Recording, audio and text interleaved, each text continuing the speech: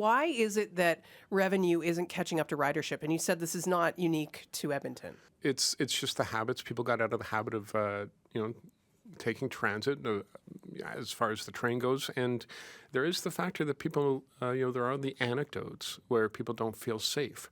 And so people have had some negative experiences. That's turned them off and turned them away. Some people have heard about it and they get turned off and turned away. And, that narrative just continues.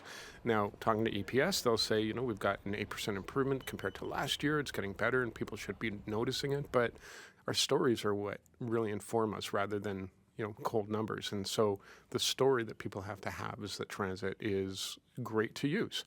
There are things that we can do. Some people suggest, hey, why don't you introduce fare gates, and that will, make sure you get some fare recovery, and you keep people out who aren't paying. People will feel safer. And that would be essentially that you need to tap in to get into the station. That yeah, idea? And there'd be turnstiles or barriers. But the thing is, what we've seen in other cities is that it actually doesn't work that way. You just have these gates, and people either bypass them or they're going in anyway because they have a transit pass. What we found that actually works better is something called a transit assistant program. At least that's what we're calling it, where you have actual people in the stations welcoming you, helping you wayfind, helping you tap your card on, things like that. Would the transit assistance program then would that also be like enforcement too, to make sure that people are paying the fare? What's interesting is that people will actually pay fares if just someone's around, right?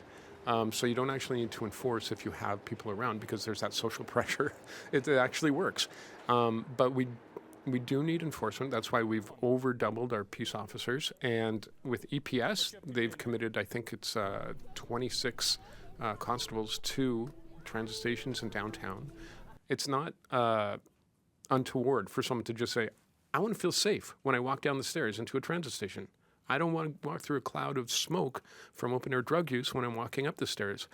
I think primarily what we're hearing is when they see that, they're like, why aren't these people getting help? And so that's why we also have our COT teams designed to help them. But of course, they can't be everywhere all at once. But if we can increase presence overall, we can probably decrease incidents and also help people who have needs and make transit a better experience for everyone.